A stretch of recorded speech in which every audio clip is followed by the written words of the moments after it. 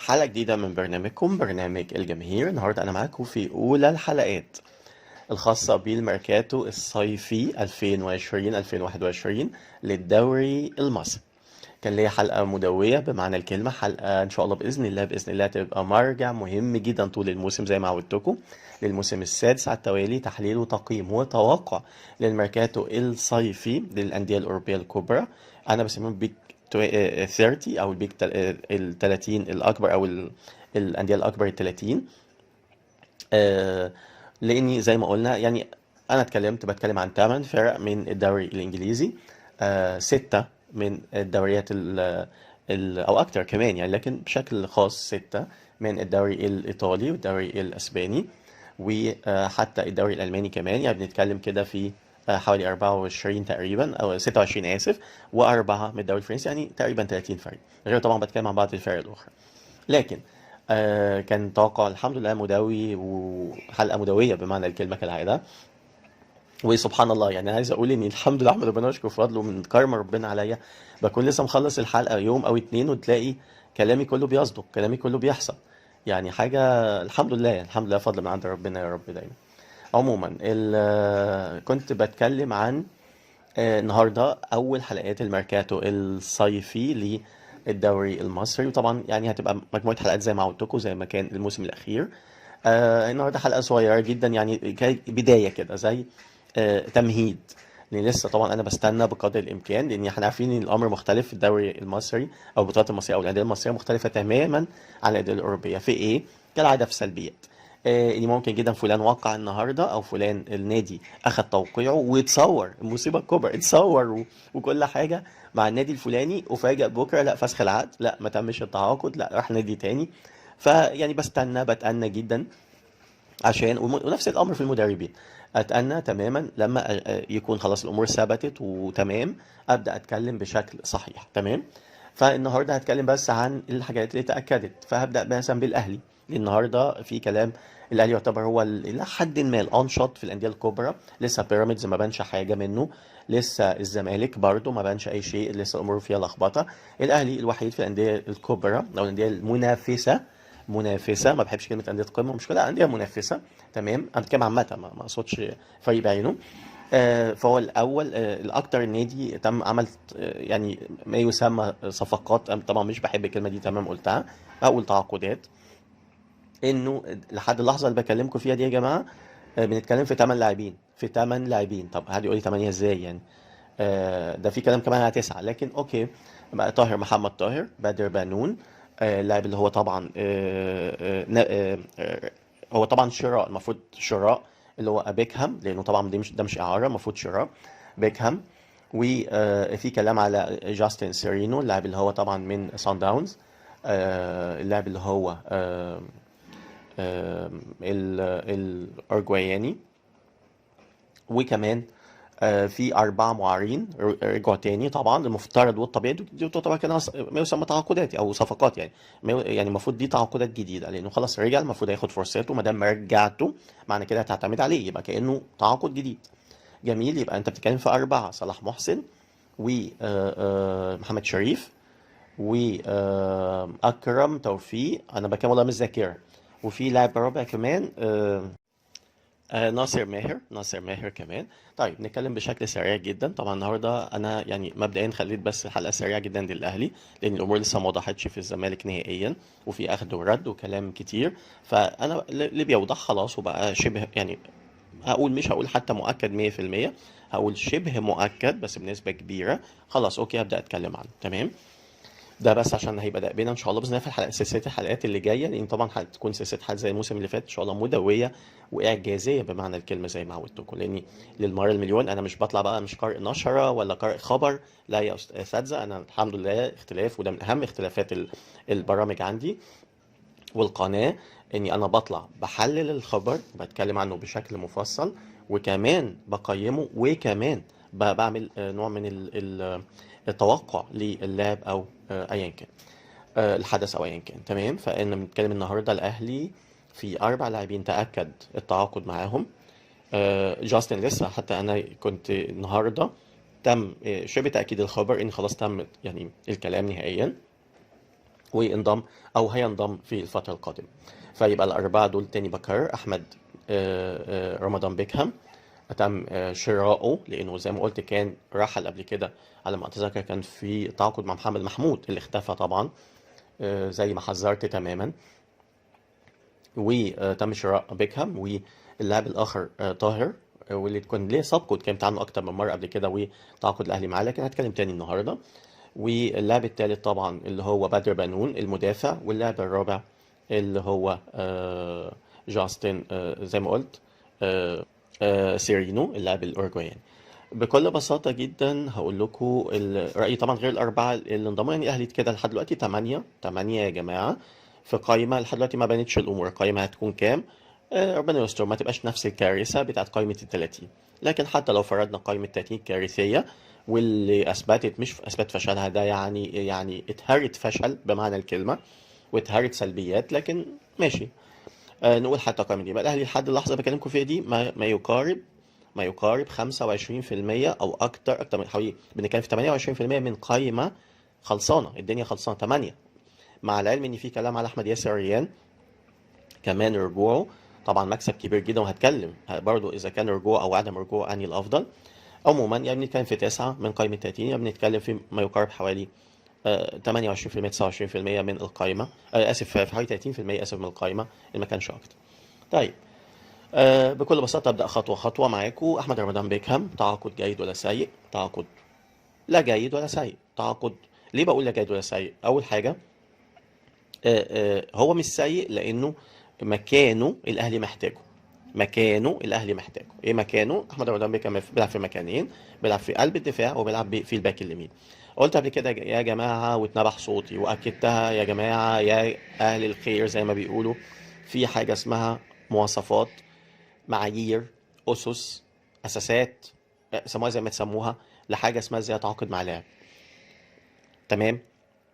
مش معنى لاعب تألق حتى وتألق دايم، حتى وسنه كامله متألق، مش معنى كده انه ينفع عندي، مش معنى كده انه يناسبني انا. ده لو متألق. فما بالكم بلاعب متذبذب، لاعب مش متألق اصلا، لاعب الفريق بتاعه حتى ما عملش مثلا يعني حاجه اقدر اقول انه خد فريقه مثلا ووداه مكان تاني مثلا في الامكانيات والقدرات مثلا والنتائج والكلام ده، لا خالص. ما قلتش مثلا ان هو واحد يعتبر هو افضل واحد بقى اللي كسر الدنيا، هو احسن واحد في مركزه، برضو كل ده مش موجود. فناهيك كمان زي ما قلت ان هو اصلا بيلعب في مكانين، المكانين مش رائع فيهم. يعني انا برضو لما بفكر اقول اجيب لاعب في مكان، دايما انا انا عايزه مدافع ولا عايزه باك يمين مثلا. انا عايز المنطقه الخلفيه، طيب انا عايزه مدافع ولا باك يمين؟ مفيش حاجه اسمها ان انا عايزه بروحين، مفيش حاجه اسمها كده. في حاجه اسمها التخصص. ممكن يكون عنده قدرات جيده في المكان التاني، لكن المكان الاساسي لازم يبقى مميز بدرجه تناسبني انا. يعني انا لو فريق قمه، فريق سوري منافس على طول، يبقى لازم اللاعب ده يكون معيار المكان اللي انا جايبه عشانه يبقى مثلا ممتاز، ما يقليش عن الممتاز، عشان هو يناسبني انا فريق منافس على طول، مش فريق متوسط مثلا، ولا فريق في الايه في الادنى الجدول اللي هو الليفل الاخير، لا. انا راجل منافس او فريق منافس على طول، فالمفروض ان يبقى معيار او الاساس بتاعي ممتاز فما فوق. يعني يا اما فئه اولى يا اما دايموند، على طول فئه اولى يا دايموند. تمام؟ اللي هو دايموند الماسي، يعني الفئه اللي بتبقى عدد نادر محدود للغايه. تمام؟ لا ده ولا ده. اللاعب اللي عندي اللي انا قدامي ده، لا هو ممتاز ولا ماسي. طيب جيد جدا؟ لا برضو مش جيد جدا. تخيلوا يعني حتى كمان مش الليفل 3، لا ده كمان ليفل 4، اللي هو جيد، أقصاه جيد. أحمد رمضان بيكهام لاعب أقصاه جيد. في إيه؟ ده في المكان الأساسي بتاعه اللي هو مش باين. أنا لحد دلوقتي مش قادر أعرف هل هو باك يمين ولا قلب دفاع. أنا شايفه قلب دفاع متوسط للغاية، من متوسط لجيد. سهلة يا جماعة، واحد زائد واحد يساوي اتنين. الموضوع مش محتاج تمحيص وتفحيص وكل واحد يتكلم بمزاجه. مسألة ليها أسس ومعايير، ليفلز موجوده. احمد فين؟ احمد رمضان بيه كمدافع قلب دفاع من متوسط لجيد. كباك يمين اقصى جيد، مش جيد جدا، مش ممتاز، مش دايموند. يبقى بكل بساطه هل يناسب الاهلي؟ ادي ابسط الامور. طيب نيجي لنمره اتنين. انت دلوقتي بتعمل تعاقد، يعني هو خلاص لا يصلح نهائيا. طيب تيجي بقى نمره اتنين، انت جبت تعاقد المفترض افضل بمراحل من احمد رمضان بيكهام، وده التعاقد الوحيد اللي انا شايفه في الاربعه المناسب للاهلي والمفيد جدا للاهلي، واللي ناديت بيه كتير جدا واكدت كتير جدا، ولما يعني بقى ساطع وبقى يعني حاجه زي يعني زي ضوء يعمي اي حد ما بيشوفش. قلب الدفاع يا جماعه، الهفوات الخرافيه الكارثيه، البلاوي، المصاريف الرهيبه اللي اتدفعت كام سنه من اول ما حتى ما بدات البرنامج من 5 سنين. بنادي يا جماعه يا اهل الخير، يا اداره الاهلي، انتم محتاجين قلب دفاع لاعلى مستوى. التجريب والترتيب والكلام ده افشل ما يمكن، وبتضيعوا فلوس على الفاضي، وصدق كل حرف قلته. شوف كام مدافع عدوا على الاهلي: ياسر ابراهيم، ايمن اشرف، في قلب الدفاع يعني ياسر ابراهيم، ايمن اشرف، رامي ربيعه، اسمه ايه ده، متولي، محمود متولي. كام مدافع جه في الوقت ده. وكوارث بتحصل في الفريق. ياسر ابراهيم طبعا زي ما قلت كوارث بمعنى الكلمه. ده ما كان في 5 سنين بس الاخيره اللي هي اول ما بدات برنامج. كان ابسط من ده كله، زي ما بيقولوا كده، واحد ابرك من 100 تجيب مدافع على اعلى مستوى. ده اللي حصل. المصيبه ان ده اللي بيحصل في الاخر.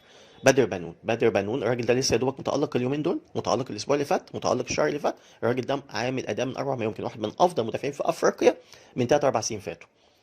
فارجعوا، انا هرجعكم يعني تسمعوا بنفسكم. انا قلت ايه عن بدر بنون من امتى؟ ده رغم ان انا مش متابع الكره العربيه بشكل جيد. لو متابعها بشكل جيد كنت اتكلمت عن اللاعب ده من اول ما طلع، لاني انا متابعه من اول ما طلع. لكن للاسف يمكن الوقت ما اسعفنيش ان اتكلم الا لما بيكون في تصادمات ما بين الانديه المغربيه والانديه العربيه المصريه في بطولات الافريقيه، فبتكلم. ودي كانت، ما دي للاسف من الافات الكبيره اللي انا بعاني منها، اني انا مش قادر اتكلم في كل الاحداث اللي نفسي اتكلم فيها، وقادر اتكلم فيها، وعندي القدره اتكلم فيها، وبشكل مختلف تماما. للاسف ما عنديش حته الاسهال الاعلامي اني بطلع في اليوم 3 4 5 مرات. ما عنديش، وما بحبهاش، وما تنفعش، وما عنديش امكانيه ليها وكل حاجه. طيب، فبكل بساطة ده التعاقد الوحيد اللي بعثني عليه جدا جدا جدا جدا. طيب انت جبت بدر بنون، هيعدل لك الدنيا تماما، هيظبط لك الدنيا تماما.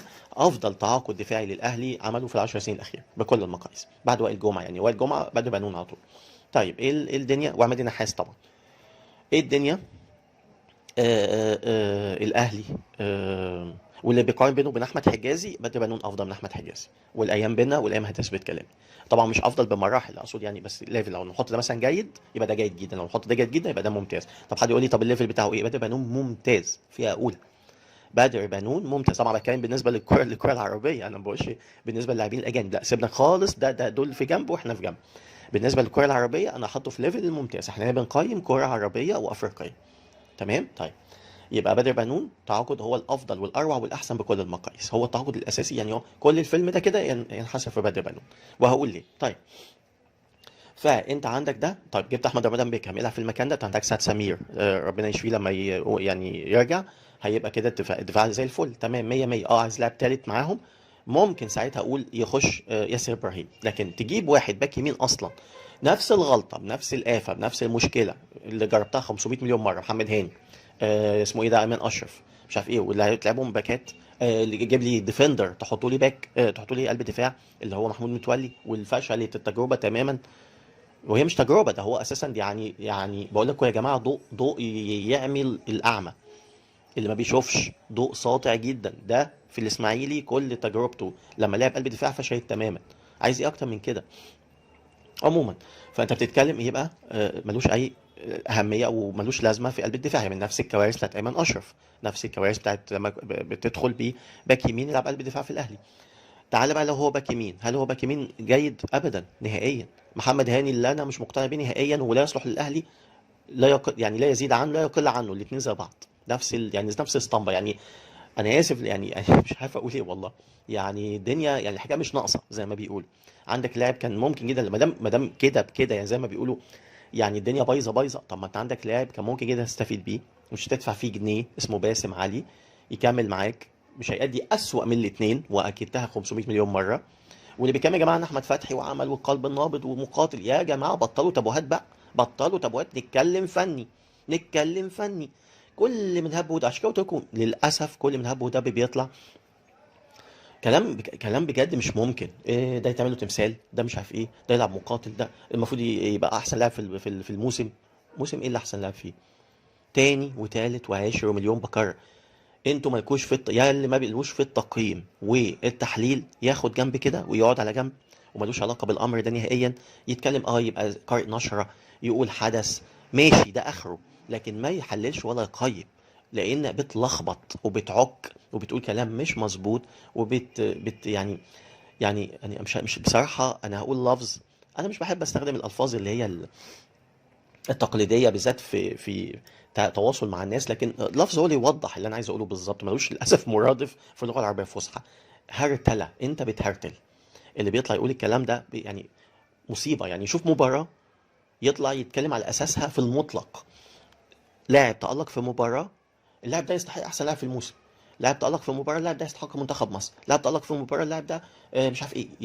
يعني ده ابسط الامور اللي تدل على الجهل، وتدل على الفشل، وتدل على قصر الرؤية بكل المقاييس. وان انت واحد ابعد ما تكون عن كلمة محلل ومقيم، لان انت ابعد ما تكون عن معايير محلل ومقيم. المصيبة ان الناس بتسمع، لان الناس ما عندهاش الشيء الجيد، ما عندهاش الشيء المميز، فبتروح للغث وتسيب ومش بتسيب لان هي ما تعرفش، ما فيش للاسف. حد يقول لي طب وانتوا، ما احنا مشكلتنا ان احنا مش عاملين، مش ماشيين بقى مع احترامي يعني، مع البروتوكولات بتاعت اللي ماشيه في مواقع التواصل، وازاي انت تبان، وازاي تظهر، وازاي تعمل لك بقى الحظوه والمكانه. مش عارف مش مهتم اعمل الامر ده، مش في بالي قوي، مش فارق معايا قوي. فيعني مش باينين او مش باين، يعني هقول ايه المصيبه الكبرى ان انت بتحكم فيك للاسف، يعني للاسف معايير تانية ملهاش علاقه بالجوده، بالتفرد، بالاختلاف للافضل طبعا، بالامور اللي هي الايجابيه. لا ده بالعكس، ده كل ما تكون سلبي، كل ما تكون بتهرتل، كل ما تكون افضل وباين اكتر. مش عشان كده بقول للمره المليون انتظروا باذن الله، باذن الله الامور، باذن الله اتمنى يا رب ان شاء الله باذن الله تتم الفكره على خير. هيبقى في حاجه تانية خالص تماما تماما، تبقى تحترم الافكار الصحيحه، تحترم الاحترام، تحترم المحتوى المميز، المحتوى الهادف، المحتوى اللي فيه تفرد، المحتوى اللي فيه اختلاف للافضل، المحتوى اللي بيخاطب الناس بشكل صحيح، المحتوى اللي ابعد ما يكون عن البكابورت اللي موجود دلوقتي في الاعلام الرياضي في قناه اليوتيوب او حتى في الاعلام العادي. لا لا لا لا، هنشوف باذن الله، اتمنى يا رب ان شاء الله تتم على خير. عموما فباكد تماما انه التعاقدين، التعاقد ده مش هيثمر ابدا ابدا ابدا ابدا. فلوس مهدوره في الارض كالعاده. اللاعب جاي شراء على فكره، تاني بكرر، مش حتى اعاده اعاره. وحتى لو جاي اعاده اعاره هياخد مكان لاعب افضل منه. يعني عشان الناس برضه بتطلع تقول لك ايه ده جاي ببلاش او جاي مش عارف ايه. لا، هو مش بياخد فلوس، مش بياخد عقد. العقد ده مش بفلوس ومبالغ كبيره، اللي هو العقد بتاعه هو شخصيا. ادي مثلا شيكابالا لما رجع مثلا من الاحتراف، او جه اظن اخر مره كان جاي آم، حر او حاجه كده، يعني ما دفعش حاجه للنادي اللي هو جاي منه. اهلا وسهلا. لكن واخد قد ايه شيكابالا لحد دلوقتي؟ على سبيل المثال في الزمالك لعب كام مباراه؟ تاثيره قد ايه في الزمالك؟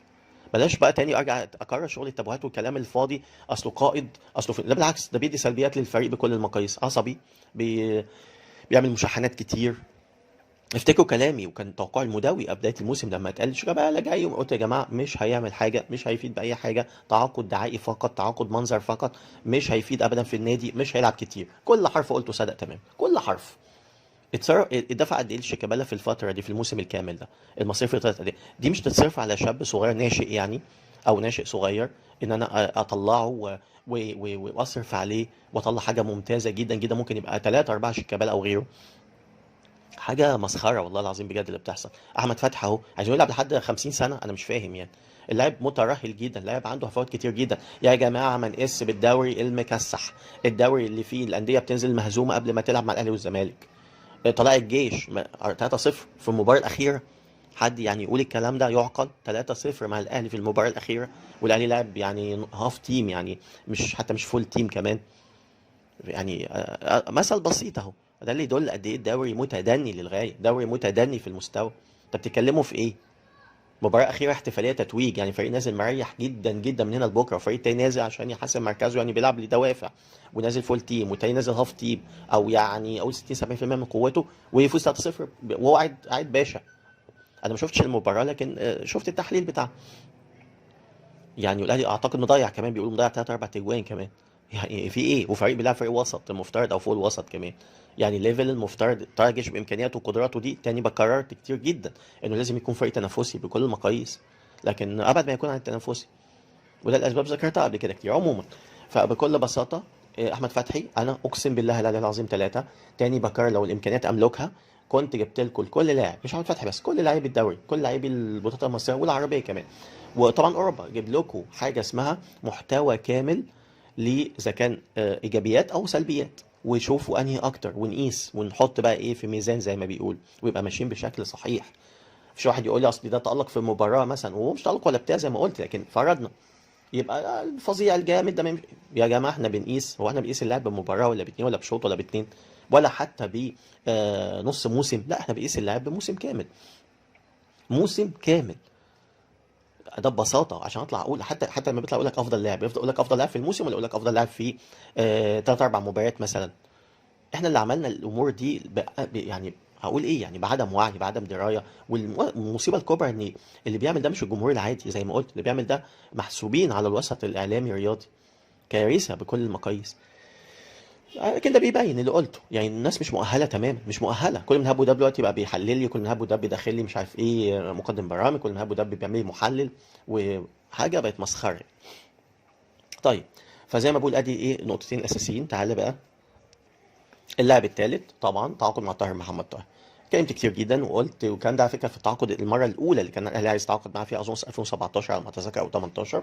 واكدت انه مش مفيد للاهلي، مش مفيد. تاني بكرر انا كلامي واضح والفاظي واضحه، ما قلتش هو مش مفيد، ما قلتش هو لاعب مش على المستوى، انا قلت هو مش مفيد للاهلي. كلامي واضح.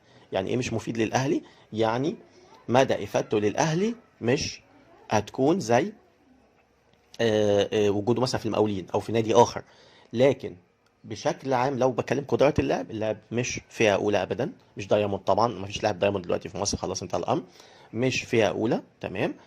انا احطه في الفئه الثانيه، في بدايات الفئه الثانيه، بدايات الفئه الثانيه، تمام. اللي هو يعني اقول مثلا كامكانيات عامه، اقول اقصى جيد جدا لكن ما يوصلش ممتاز. تاني بكرر، محمد طاهر ما يوصلش ممتاز. لو بنتكلم عشان ندي مثلا، حسين شحات احسن منه، حسين شحات متكامل عنه. فبالنسبه لي طاهر محمد طاهر زي ما بقول لا يصلح للاهلي. باكدها تاني. حد يقول لي طب ما انت كنت بتتكلم في 2018 مثلا الوضع اختلف الفريق. لا بالعكس، انا عايز اقول الامور بالعكس. ده يمكن في 18 كان الى حد ما ممكن اقول اوكي ليه مكان، او ممكن يكون ليه يعني الى حد ما ممكن يفيد. الى حد ما بقول، ما قلتش يفيد، لان الاهلي برضو كان فيه تخمه لاعبين في المكان ده. لكن لو بنتكلم طبعا اختلفت طبعا الاسماء الى حد ما، الى حد ما طبعا، لكن تقريبا يعني نفس اسماء هي الى حد كبير، لكن اختلفت الى حد ما.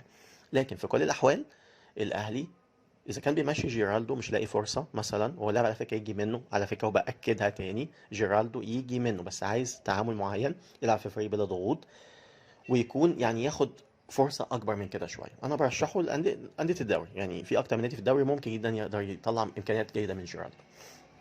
انما هو لا، مش لاعب فذ، يعني هو مش لاعب فذ لا دايموند ولا فئه اولى، خلينا واضحين. جيرالدو في بدايات الفئه الثانيه، بدايات الفئه الثانيه، يعني لا يختلف عن طاهر. يعني هو طاهر الاثنين متقاربين جدا، يمكن طاهر حاسم شويه عنه الى حد ما، يعني طاهر يعني شويه بيلعب على المرمى، جيرالدو ما عندوش الحته دي قوي. بس لكن لو كان في مهاره، جيرالدو يحتاج مهاره على الاجناب، لكن بشكل عام طاهر ممكن يلعب في مركزين، جيرالدو بيلعب دايما في الاطراف اكتر. بدي مثل يعني. لكن لو بقارنه بحسين الشحات مثلا، حسين الشحات افضل بكل المقاييس، متكامل عنه، افضل بكتير زي ما قلت كتير. لو بقارنه يعني للاسف القائمه مش قدامي، لكن الاهلي فيها في لاعبين كتير يعني. فالتعاقد ليه يعني؟ حد يقول لي اصل رمضان مشي فهم بيجيبوه مكانه، واصلا رمضان كان مكانه بكل بساطه، واصلا التعاقد مع رمضان كان مجدي؟ لا طبعا. اكدت وكان ليا سبق مداوي لما قلت ان رمضان اصلا وجوده زايد عن الحاجه، لان الاهلي بيلعب من غيره مفيش اي مشكله. في نفس الوقت الاهلي عنده عدد كافي جدا على الاجناب.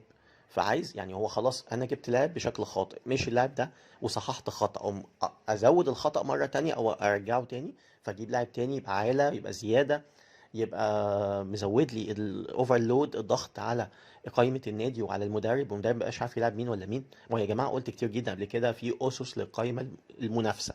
القائمة المنافسة من 5 ل8 لاعبين، اللي هم اللاعبين اللي عندهم القدرة على التغيير، اللي عندهم القدرة على تبديل الأوضاع. زي ما قلت قبل كده كتير، القدرة على إن هم يعملوا الشيء المختلف. تمام. فمن 5 ل8، طيب اللعيبه دي لازم تبقى في الملعب، ما ينفعش ان الخمسه من 5 لاعبين 8 لاعبين غالبيتهم لازم يبقى موجود. طب فرضنا العدد زاد عن كده، وده حصل في انديه كتير جدا قبل كده ما اتعظتش، بتحصل مشاكل مشاحنات، اللاعبين دي بتبقى صداع، مش عايزين يقعدوا على الدكه فترات طويله، او حتى ما يقعدوش اصلا. ادينا شايفين امثله كتير جدا. فاوتوماتيك بيبقى الشيء ان زاد عن حده بيتحول للضد، قلتها كتير جدا قبل كده. فببساطه الاهلي انا شايف قائمته متوازنه جدا بدون رمضان، كافيه جدا بدون رمضان، مفيش اي مشكله بدون رمضان. ده لسه هيجي المصيبه الاكبر، الاربع لاعبين اللي جم وممكن يبقوا خمسه، وفي لاعبين تخليت عنهم زي عمار حمدي اللي كان ليا سبق مداوي لما قلت ان تعاقد معاه برغم انه لاعب رائع وكان ليا السبق في اكتشافه الحمد لله، لكن اكدت انه مش هيلعب وصدق كلامي. الموسم التالت على التوالي اهو. نفس الكلام محمد شريف الرائع بكل المقاييس، وبرده كان ليا 3 4 توقعات ورجعوا لحلقتي في الاخطبوط، وقبلها في المقاطع الاعجازيه. نفس الكلام اكدته، ولاعبين كثر واحمد ياسر وغيره ودي صلاح محسن. عد عد عد عد يعني عد اعداد هتعمل جيش، هتعمل فريق اقسم بالله.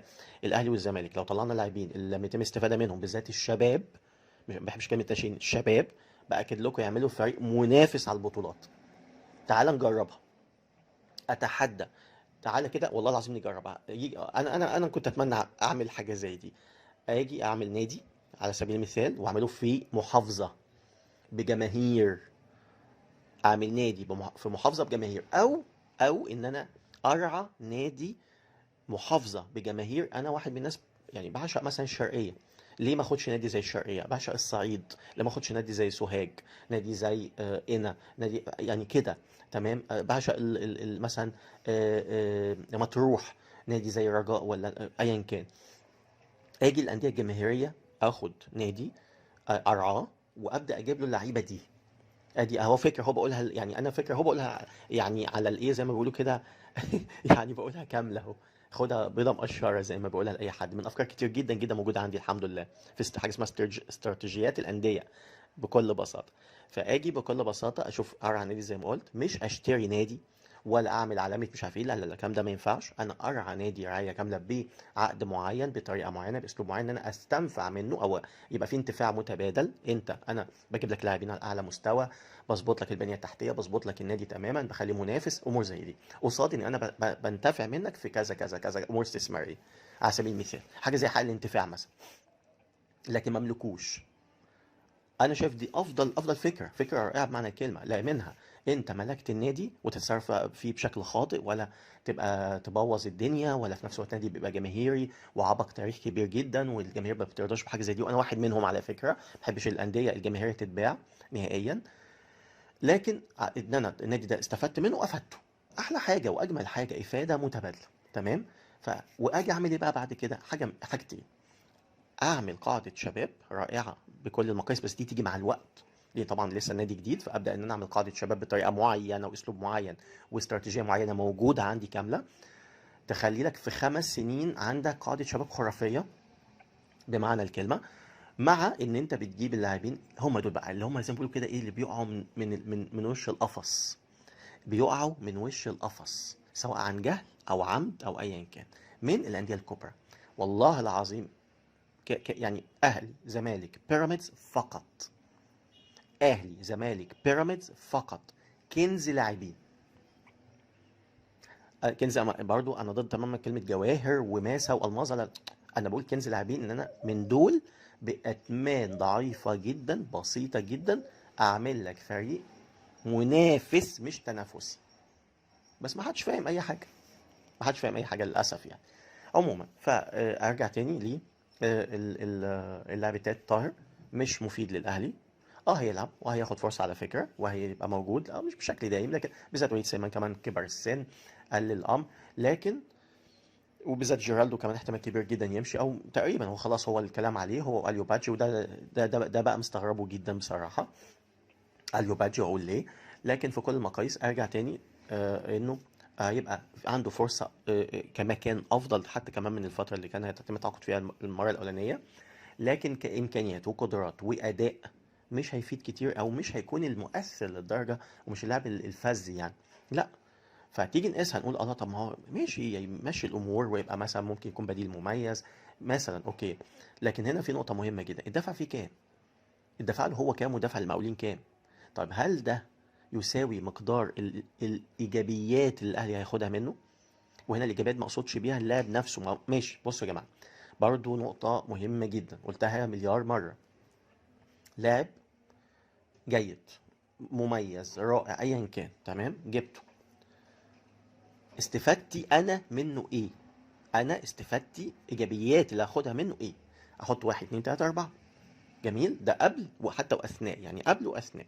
لكن طبعا قبل الاول، وده طبعا مش اي حد بيقدر يعمل حكايه قبل دي استقرار الامر، ودي معايير دي مش اي حد يقدر يعملها، لكن موجوده الحمد لله، احمد ربنا واشكر فضله.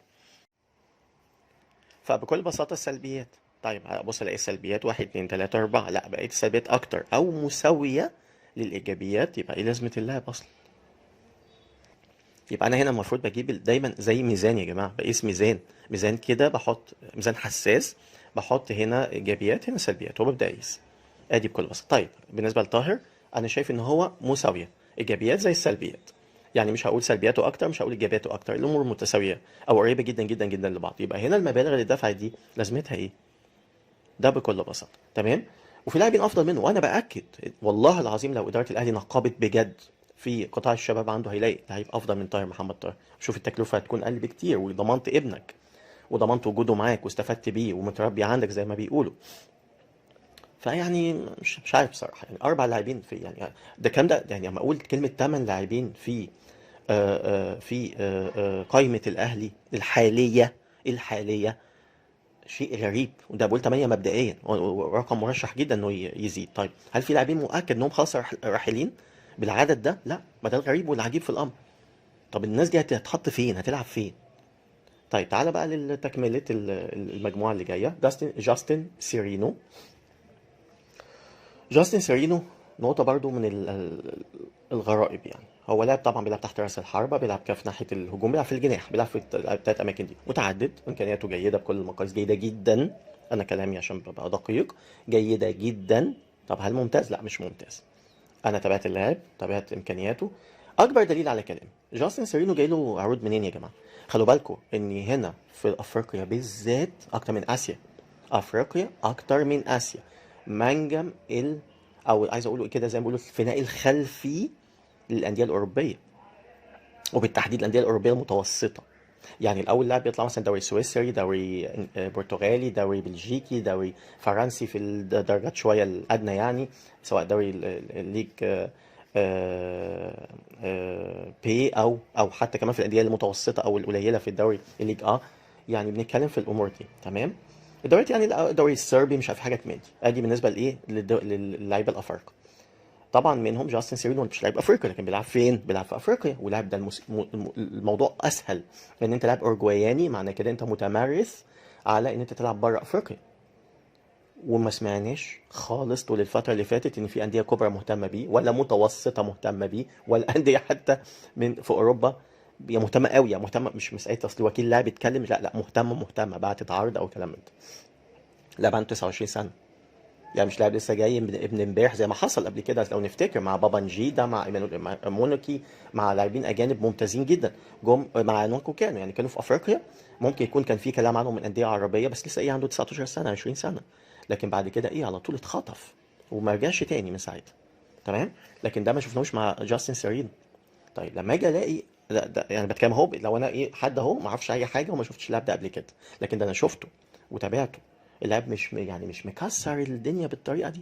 لاعب جيد، اوكي، جيد جدا، يرتقي جيد جدا، بيلعب في اكتر من مركز، لكن سؤال ايه اللي هيضيفه في الاهلي؟ ايه الزياده والجديد اللي هيضيفه في الاهلي؟ مش عارف.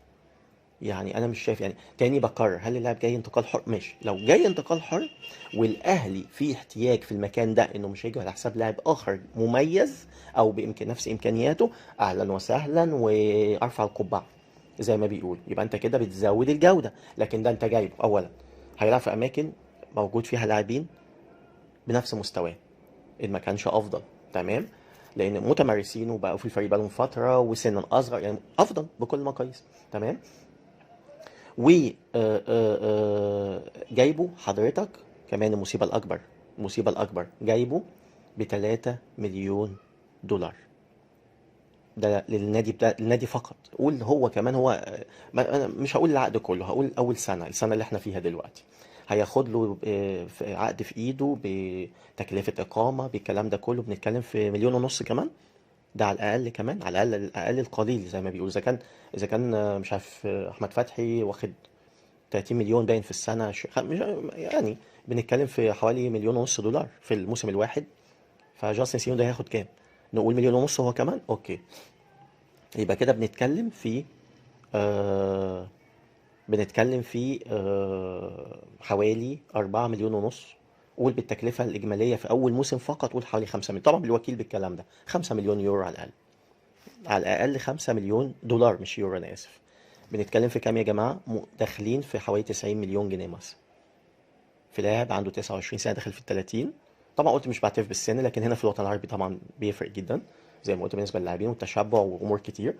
طيب يعني بنتكلم في 90 مليون جنيه. المشكلة المصيبة الكبرى ان الجماهير بتفرح وتنبسط، والفشلة النصابين الكذابين اللي بيطلعوا في المواقع وكل من هب ودب، والناس الفاشلة بتطلع عشان خاطر استغلال الحدث والتربح منه. صفقة خرافية مش عارف ايه، وكله طلع من هب ودب يطلع يتكلم، واللي بيفهم واللي ما بيفهمش، والاهلي يتعاقد مع فلان فلان. لكن هل وضح اللي انا بقوله ده؟ هل اتكلم بشكل فير جدا وقال جدوى ما يسمى الصفقة او التعاقد ده ايه، واني هل ايجابياتها وسلبياتها، واللي اثبتت على مدى مليار سنة فاتت ومن اول ما انا بدأت من 5 سنين كاملة ان كمية الاموال المهدرة، واكدت كتير جدا قبل كده مش معنى اهدار، زي ما اديت مثل بالظبط عن لما راح نيمار لباريس سان جيرمان. هل عدم الجدوى في التعاقد، هل المبلغ المادي الفلكي اللي اتدفع فيه واتدفع له كمان، والنقطة اللي ما حدش بيتكلم فيها اللي اتدفع له هو شخصيا والامتيازات، هل فقط ده؟ لا، ده انت قصاد كده كمان لاعبين مميزين ومهمين مشوا من الفريق. كافاني، لافيتزي، اللاعب اللي هو كان اللاعب اللي هو من اصل جزائري، اللاعب المميز جدا جدا مش متذكر من اصل تونسي، انا اسف، من اصل تونسي، اللاعب اللي هو هفتكر لكم اسمه، لاعب مميز جدا، واحد كان بجد كان ممكن جدا اللاعب ده يبقى حاجه كبيره قوي قوي لو استمر ولعب، فضل مجمد سنه كامله مع اوناي ايمري، افتكر لكم اسمه، اللي رحل بعد كده واثبت نفسه بشكل رائع لما رحل وقعد سنه كامله على الدكه يا جماعه. اجيب لكم اسمه، انا اسف مش متذكره. ولاعبين اخرين مع كمان مشاكل اخرى مع لاعبين وبتاع بسبب وجود نيمار. تمام. وكيليان مبابي بعد كده دفع فيهم اكتر من، اثبت بالادله، حوالي 600 مليون يورو. مبلغ مش خرافي، ده مش فلكي، ده مبلغ مش ممكن. وفي الاخر ما عملش حاجه اللي مطلوبه تتعمل في باريس سان جيرمان. طيب نيجي بقى زي ما قلت، فالتعاقد انا شايفه كلاعب وامكانيات لا يزيد كتير عن الموجودين، لا يزيد عن لاعبين ممكن جدا ياخدوا فرص ويكونوا افضل. كامكانيات عامه، وبنتكلم في جدوى مع المبالغ اللي دفعت، ده لو ببلاش اقول اوكي، بس في حاله ما تجيش على حساب لاعب، اللاعب ده برضه جايب مبلغ كبير جدا ما ياخدش فرص وفي الاخر يبقى ببلاش، يبقى ما هي دي خساره من ناحيه تانيه. يبقى ايه الفايده هنا؟ يبقى احمد زي الحاج احمد، يبقى انا العب اللاعب بتاعي افضل واللي ممكن هيستمر معايا، بدل ما اجيب لاعب حاجه من اللاعب. والله العظيم من العجب، انا مش عارف لجنه تخطيط ايه ولجنه مش عارف ايه وكلام يعني. ماشي. يبقى كده بنتكلم في الاربع لاعبين، تمام. الاربع لاعبين يبقى كده زي ما قلت ما فيش جدوى منهم الا فقط لاعب واحد فقط هو بدر بنون فقط. طيب نيجي ليه واللي بشبهها بتعاقد تقريبا نفس الوضع سبحان الله بالملي، تعاقد ليفربول مع فيجي فان دايك. انتظروا برضو بدر بنون افضل مدافع في مصر يا جماعه الفتره الجايه، انا عن يقين من كلام. طيب وعلى فكره مدافع انا بقولها مش هيستمر كتير في الاهلي، يعني انا شايف انه بكتير قوي سنه السنه دي والسنه الجايه واللاعب ده هيطلع بره ويطلع بمبلغ جيد. طيب نيجي بعد كده بقى للاربعه اللي جم. بتتكلم في أربعة طبعا. أنا جدا جدا جدا وكان ليا سبق مداوي وكان ليا توقعات إعجازية الحمد لله، أحمد ربنا يشكر فضله، على محمد شريف الرائع بمعنى الكلمة، اللي هو أصلا بيلعب في نفس مركز سيرينو. أنا لسه بقول أهو، ده بيلعب في نفس مركز سيرينو، لو هيلعب تحت راس الحربة ده مركز محمد شريف، ولاعبين آخرين مش محمد شريف فقط، ومركز حسين الشحات ومركز أكتر من لاعب، وأقول صالح جمعة كمان اللي مجمد تماما، اللي خلاص بقى دخل الثلاجة، انتهى اللاعب ده خلاص، انتهى. الأهلي تفنن إنه ينهي على اللاعب ده، ينهي على موهبه رائعه من افضل المواهب اللي مرت على مصر في ال 20 سنه اللي فاتت. واللاعب برضه يعني كان ليه دور في ده. لكن طيب وما ننساش مؤمن زكريا. ما هو إيه المؤمن زكريا وكان ليه سبق خرافي لما اكدت على اسباب مرض مؤمن زكريا، قلت الاهلي السبب الرئيسي في المرض ده، الاهلي نفسه، اداره الاهلي، التعامل معاه، وحسام البدري سوري والمدير الفني اللي بعد كده اللي ادار الاهلي، او المديرين الفنيين اللي اداروا الاهلي في الفتره دي، كان سبب رئيسي في اللي حصل لمؤمن زكريا. مرضه مرض نفسي بحت بكل المقاييس. طيب ف ادي لو جه على الاطراف محمود كهربا اللي هو المفروض الرقم واحد في المكان ده، وهو المعوض الاساسي لرمضان صبحي وافضل من رمضان صبحي، والتعاقد اللي انا اثنيت عليه جدا جدا فنيا مع بعض المحاذير اللي ذكرتها وصدقت بالظبط، لكن قلت انه هيفيد جدا الاهلي وضربه موجعه للزمالك، وحتى دلوقتي الزمالك مش قادر يستفيق منه بكل المقاييس. طيب فانت بتتكلم، انا لو قدامي قايمه انا هعدلكوا اسماء كتير جدا، وطبعا جونيور اجاييه وكل دول اجنحه، فانت لا سيرينو هينفع هنا ولا هينفع في وسط الملعب، يبقى انت بوظت الدنيا. تعالى بقى اللاعب الاخر، واضطريت انت تمشي لاعب رائع اسمه عمار حمدي بسبب نفس النقطه. هيلعب محمد شريف ولا عمار حمدي ولا محمد محمود؟ ده دول بس الصغير يعني اللي هم ايه لحد ما سنا، ما قلتش صغيرين، لا اقصد يعني سنا. فما بالك بالايه يعني زي وليد سليمان لو كمل وهيكمل، وليد سليمان، حسين الشحات، وحدث ولا حرج، ده في اسماء، وصالح جمعه، كل دول في وسط الملعب الهجومي قصاد الديفندر. المصيبه ان اللي بيعمل تعاقدات ده مش بيدرس حتى الملعب، مش بيعرف انت انا عندي مين في كل مركز. يعني دي كارثه بمعنى كده.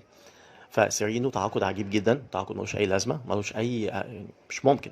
فلوس برضو اضيفها على مليارات مهدره بكل المقاييس. مش شرط المليارات دي تهدر من سيرينو نفسه، هتهدر بشكل غير مباشر. سيرينو جه حتى لو بقى الاساسي، قعد كام لاعب قصاده ما خدوش فرص، كام لاعب ممكن جدا كانوا ياخدوا فرص ولاعبين يثبتوا نفسهم. يبقى المبالغ دي دفعت في الارض ولا لا؟ بس. طيب فيبقى زي ما بقول انا جدا جدا مع طبعا رجوع محمد شريف، جدا جدا مع رجوع صلاح محسن جدا، وكان ليه سبق مداوي على الاثنين، وكان ليه توقعات خرافيه بالنسبه لهم، الحمد لله احمد ربنا ويشكر فضله. جدا جدا مع رجوع تالتهم لا اسف، دول ده الاثنين اللي انا معاهم جدا في رجوعهم، لكن مش هياخدوا فرص كالعاده، مش هيلعبوا للموسم الثالث او الرابع على التوالي، كوارث هتستمر. بالتحديد محمد شريف الاكتر اللي ممكن وارد ياخد فرص، بالذات لو في كلام على رحيل اليوبادجي وتصحيح خطا من البدايه، تصحيح خطا من البدايه، لكن بخطا اخر وهقول ليه. لكن هيجي صلاح محسن وارد هو اللي ياخد فرص افضل، لكن مش هتكون بشكل متكامل 100% برضه. طيب نيجي للاثنين التانيين اللي أنا متحفظ جدا جدا على رجوعهم جدا، اكرم توفيق و ناصر ماهر.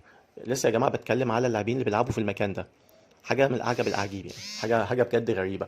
طب انت دلوقتي هتلعب ده على حساب مين؟ هتلعبه فين؟ انا مش قادر افهم يعني، ده هيلعب فين؟ طب خلاص صالح جمعه كده تمام، كده بره الدنيا تماما، بره القصه تماما، ده بره الكوره يعني، ده خلاص ما بيلعبش كوره تاني. نفس الكلام انت عرضت عمار حمدي اللي افضل من صالح من ناصر ماهر، لو اقارن الاثنين ما فيش مقارنه اصلا. محمد شريف افضل من ناصر ماهر، محمد محمود حتى المصاب افضل من ناصر ماهر، وناس كتير جماعه برضه ده مش ديفندر، محمد محمود مش ديفندر، محمد محمود ديفندر هجومي او متقدم باستحياء، لكن هو ديفندر هجومي امكانياته، فبيلعب في نفس الحته اللي بيلعب فيها برضه لان صانع اللعب هي دي دايرته، دي منطقته. يعني يا تلعب بده يا تلعب بده، الفريق ما فيهوش 15، الفريق فيه 11 مراكز، هي كده، ان يا تلعب بده يا تلعب بده. هتلعب بصانع لعب في مباريات معينه بتحتاج صانع لعب، مباريات معينه تانية بتحتاج واحد تالت قصاد الاثنين ديفندر بامكانيات. فرجاني ساسي مثلا، محمد محمود في النقطه دي سريع، عنده مهاره، عنده امكانيات، بيدخل قدام بشكل جيد، لكن طبعا مش لاعب رائع، لكن عنده الملكات دي. محمد شريف نفس القصه. ما هو يا جماعه كل دي حته اللي هي قصاد الاثنين الديفندر، دي اسمها تحت راس الحربه، عشان الناس بتتلخبط، لان انت عندك 11 لاعب، اثنين تحت راس الحربه، اثنين اسف في الديفندر، على الاطراف في جناحين، يبقى دي اربعه في وسط الملعب، فاضل لك مركز واحد فقط. في الحته القدامانيه دي، المربع كده القداماني تحت راس الحربه ده، فاضل لك مركز واحد، هو مركز واحد. المركز ده يا يلعب صانع لعب، يا يلعب حاجه اسمها ديفندر هجومي، يا يلعب تحت لاعب تحت راس الحربه اللي بيتقال عليه 9.5 حسب خطه اللعب وحسب طبيعه الفريق المنافس بكل بساطه. فانت هنا هتلاعب ايه في دول؟ عندك كل اللعيبه دي، وليد سليمان والشحات ومحمد، انا بتكلم والله مسكها بقول لكم قائمه مش قدامي، القائمه اللي قدامي انا هطلع لكم قد كده مرتين. فيعني اللعيبه دي هتلعب فين؟ انا مش قادر افهم. طيب هتجيب ناصر نفس الغلطه، يجي عشان ما يلعبش، ادي رقم واحد. الغلطه الاكبر والافدح، ايه المفيد في اللاعب ده اللي انت شايفه مختلف، اللي انت شايفه مميز، لاعب عادي للغايه، انا بصنفه تماما انه فئه اقصى من متوسط لجيد، من متوسط لجيد، ما يوصلش جيد جدا ابدا، كامكانيات وقدرات ونجاعه ايه يا جماعه، انا مش عارف انا في اللي انتوا شايفينه، انا مش شايفه ومش فاهم بصراحه، والمصيبه ان انا اللي بطلع صح في الاخر. ارجعوا كل تقييمي او تقييماتي لناصر ماهر والاف مؤلفه من اللاعبين، هتلاقوا كلامي هو اللي بيصدق في الاخر. يبقى مين فينا الصح بكل بساطه؟ طيب فتعاقد سيء. اكرم توفيق نفس الكلام، ايه يعني تالق في نادي زي الجونه؟ هو ما تالقش ولا حاجه، هو الجونه اداله اريحيه اكتر، يلعب فيه بشكل اكبر بدون ضغوط اكتر، ادي نقاط مش هيلاقيها في الاهلي. ادي رقم واحد. طب هل كمستوى اللاعب رائع لدرجه مثلا زي ما قلت عن احمد الشيخ مثلا، لما برضه ما خدش فرص وراح المقصه واكدت انه هيتالق ويبقى حاجه رائعه، وصدق كلامي يعني كل لعيبه شريف وغيره؟ لا، الامر هنا مختلف. لاعب اصلا عنده قدرات رائعه جدا، عنده ملكات لكن مش عارف يطلعها ازاي، مش مستغله، عن لاعب اصلا قدراته محدوده. كونه عمل طفره نسبيه في مستواه لفتره. انا يعني بالعقل وبالمنطق، يعني سؤال، انت ما جبته من انبي ما كانش راجل متالق، ما كان عادي جدا، انا حتى كنت متابعه جدا، لاعب عادي. لكن ان شاء الله انتظروا برضه في اميزنج ميديا قريب جدا باذن الله في الاخطبوط. طيب، فزي ما بقول يعني حاجه عجيبه بجد. يعني انا شايف ان تعاقد اكرم توفيق مش هيصلح نهائيا. اكرم توفيق هيرجع تاني للمستوى اللي كان عليه في ام بي زي ما ذكرت، وبعدها اكرم توفيق طول الفتره اللي فاتت لاعب مش صغير على فكره. انا قلت كتير جدا انه اسطمبه من اخوه احمد توفيق، يعني وعبد العزيز توفيق تلاته سبحان الله نفس الستايل، يمكن هو سنه هجومي عنهم شويه، يعني بيتميز بالناحيه الهجوميه سنه، وتسديد كانت موجوده في عبد العزيز بشكل كبير. لكن بكل مقاييس لاعب لا يصلح للاهلي، لاعب امكانياته اقصاه زي ما قلت، اقصاها جيد، زي ما قلت عن ناصر ماهر، يمكن اعلى سنه من ناصر ماهر في حته الجوده يعني. ادي بكل بساطه. فانت هنا يعني طب سايب لاعب زي احمد ياسر ريان، لو هتجيب خلاص، لو انت مضطر تجيب اربعه او خمسه، احمد ياسر ريان ده بيعمل ايه؟ بره، سابه بره ليه؟ واحد هيبقى تاني بكرر والمره المليون، والايام اثبتت واحد من افضل المهاجمين في مصر، وابنك ومش تدفع فيه حاجه، ولاعب هتكسبه هو شخصيا بعد كده، انه هيفضل معاك، ولاعب صغير في السن. عمار حمدي نفس الكلام، محمد شريف زي ما ذكرت. عندك مجموعه بره افضل بمراحل. حاجه غريبه يعني. طيب، ده بس تقييمي في الحلقه الاولى للاعبين القادمين والقادمين بالاعاره. مش يعني لا يصلح منهم ابدا ابدا الا فقط زي ما قلت واحد بس من القادمين بدر بنون، ومن القادمين بالاعاره اتنين فقط هم محمد شريف وصلاح محسن. طيب مين اللي هيأثر وهياخد فرصه في كل المجموعه دي؟ يعني مين هيكون مؤثر يعني واخد فرصه في نفس الوقت؟ بدر بنون طبعا، وكمان صلاح محسن. لكن محمد شريف فرصته شبه معدومه، وخطأ فادح رجوعه. وكان انا شايف يا اداره الاسماعيلي اتحر طبعا لو ما حصلش اللي انا قلته من شويه في حته استراتيجيه ان حد يستثمر في نادي جماهيري ويبدا يعمل اللي قلت عليه ده. والله العظيم يعني هيعمل حاجه قنبله، حاجه فظيعه. انا اتمنى لو كان معايا امكانيات اعمل ده كنت عملته، ما انتظرتش. لكن بقول مش هيحصل. لكن فرضنا، انا بقول اداره الاسماعيلي اكتر نادي محتاج لاعب زي محمد شريف، هيفرق جدا جدا جدا جدا مع الاسماعيلي بالتحديد، كمان بالذات لو بدا يرجع الجمهور ان شاء الله باذن الله، في خطه معينه، بلان معين انا عامله باذن الله يا رب ان شاء الله يتم على خير، وهتكلم عنه باذن الله بالتفصيل في الحلقات القادمه، ازاي نرجع الجمهور باذن الله. لان الجائحه هتطول، ما اقصدش جائحه، اقصد الجو المحيط وحته فيروس مستمر زي الانفلونزا. يعني حتى يعني كل الاطباء قالوا الكلام ده، ان علينا ان احنا نتعايش معاه، ومنتظر منه يعني مش طفرات، موجات زي الانفلونزا بالظبط، فما لهاش حل خلاص. يبقى احنا مضطرين هنا اننا نبدا نتعامل مع واقع ده. يبقى لازم نرجع الجمهور، مش هينفع الجمهور ده العامل الاساسي في الرياضه دي. مش بتكلم عشان الجانب المادي فقط، لا بتكلم حتى عشان اثراء الرياضه دي بشكل حقيقي، لان فعلا انا شايفها حاجه ميته، انا شايف حاجه ميته اكلينيكيا بدون الجمهور. الجمهور هو اللي بيدي الحياه بمعنى الكلمه. فبكل بساطه ان شاء الله انتظروا باذن الله حلقه مدويه فيها حل باذن الله، يعني هيبقى حل مميز جدا جدا، زي نرجع الجمهور في الفتره الحاليه بشكل جيد. فزي ما بقول دي المجموعه اللي انا شايف ان هي الافضل. طبعا محمد شريف، انا بقول الاسماعيلي اكتر نادي محتاج لاعب زي ده، هيفرق جدا جدا، واللاعب محتاجه، يعني اللاعب محتاجه جدا، وهو محتاج اللاعب بالذات بعد التعاقدات الجيده لحد دلوقتي، جيده، ولسه هيجينا ان شاء الله في الحلقه الجايه باذن الله تعاقدات الخاصه بالاسماعيلي والانديه الاخرى باذن الله. واللي انا باثني جدا على محاوله ارجاع فخر الدين بن يوسف. كلام اتقال رغم ان انا كنت مش انتقاد، ده انا كنت قلت كارثه رحيل اللاعب ده وبالطريقه الفاشله دي وبالطريقه المتخلفه دي. لا، بعد كده كلام على انه هيحصل مصالحه ويرجع، هو ده كان المفروض يحصل من الاول. يعني ده تصحيح خطا اصلا، وده لازم احط كل حاجه في مكانها، مسميات في مكانها. ده مش اطراء على مجد، لا طبعا ده تصحيح خطا كارثي برحيل اللاعب من الاول. واول ما جه اللاعب ده انا اثنيت جدا على التعاقد معاه، يعني كل حاجه بحطها في مكانها، وكل شيء بحطه في مكانه الصحيح. طيب، فبكل بساطه فخر الدين بن يوسف، تعاقدات الاسماعيلي هتكلم عنها ان شاء الله الحلقه الجايه. تعاقدات الاهلي زي ما ذكرت، وفي كلام كمان عن باهر محمدي، يعني كارثه اكبر واكبر، واتكلمت كتير بما فيه الكفايه، واهو الايام اثبتت كل حرف قلته. ادي باهر محمدي مين جاي له؟ عروض حتى من مصر. تخيلوا يعني كل الهوجه دي انتهت زي ما ذكرت واكدت. اهو اللاعب مفيش، لا الاهلي فقط اللي بيتكلم عليه، وش معنى باهر محمدي بالذات الله اعلم. يعني الدماغ دي العقليه الله اعلم، يعني اتكلمت كتير يعني على الامر ده. لكن بكل المقاييس. لحد دلوقتي ملف سيء جدا، او بلاش سيء جدا، سيء، ملف سيء بكل المقاييس. يمكن اقل من المتوسط في النادي الاهلي. التعاقدات جايه بالكيف، جايه بشكل بدون دراسه وبدون معرفه كالعاده. اهدار اموال انتظروها كبيره جدا جدا الفتره الجايه. اللعبه دي كلها جايه يا جماعه بفلوس، مبالغ ضخمه. كل اللعيبه دي جايه ما عدا طبعا الاعارات اللي رجعت. والاعارات اللي رجعت، لا، الناس هتيجي تاخد عقود، ما هي نفس القصه. ناس هترجع تاخد عقودها بكل بساطه. طيب، فده بالنسبة للأهلي كده. يبقى إن شاء الله انتظروا الزمالك. أنا قلت تاني وبكرر، الزمالك أنا انتظرت لأن في لخبطة، مفيش الكلام اللي على لاعب واحد بس فقط، هو حمزة المسلوسي، لاعب أظن النجم الساحلي. هو لاعب واحد فقط، لسه في كلام على اللاعبين، ما بانش الأمور إيه، من راحل من قادم. قبل ما أسيب الحلقة دي، بالنسبة لي اللاعبين اللي بيتكلم عنهم إنهم راحلين في الأهلي، كلام على آه، بادجي، والكلام على اللاعب اللي هو الاخر جيرالدو. اول شيء بيتاكد جيرالدو زي ما قلت، يعني هو مش هيأثر قوي مع الاهلي رحيله. في نفس الوقت لاعب ممكن جدا، انا رايي ان هو يستمر في الدوري المصري، في اكتر من نادي ممكن يستفيد بيه. انا شايف النادي المصري محتاج لاعب زي ده في الجناح، ما عندوش نقطه الاجنحه فيها مشاكل، ممكن جدا يستفيد بيه جدا. عن لاعبين اخرين ممكن يستفيدوا بيه، اسف، فرق اخرى ممكن تستفيد بيه، ممكن جدا كمان انبي يعني ممكن يستفيد بيه. اكتر من نادي ممكن يستفيد باللاعب ده، ويكون مؤثر في النادي ده، يعمل اداء جيد.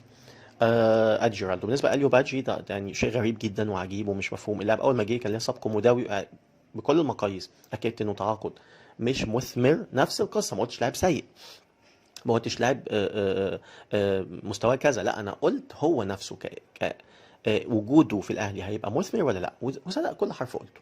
لاعب فعلا ما كانش يعني اللي هو احتياج رهيب للدرجه. كان عندك لاعب كان ممكن يستمر، صلاح محسن، بدل المصاريف الفظيعه اللي اتدفعت لاليو بادجي. طيب، هل هو كلاعب كامكانيات يجي من يجي من لاعب يجي منه بكل المقاييس، لكن مش متكامل. مش اللاعب المتكامل، هو اسطمبة زي ما قلت كتير، اسطمبة فلافيو، اسطمبة احمد فيليكس مثلا، اسطمبة المهاجم الصريح اللي يبقى جوه الصندوق يكسر مع المدافعين، لكن مش مهاجم متكامل.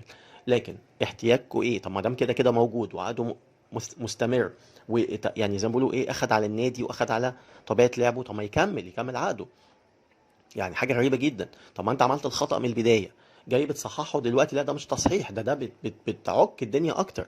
لان انت لسه بقى تجيب مهاجم تاني يبدأ يتكيف مع الوضع، يتكيف مع الفريق. الله اعلم بقى اذا كانت الامور تمشي ولا لا. انت كده، ما انت هتجيب صلاح محسن، ما فيش الا مروان محسن السيء للغاية، اللي انا قلت كتير جدا لازم يمشي من بدري، كل حرف قلته بيصدق تماما.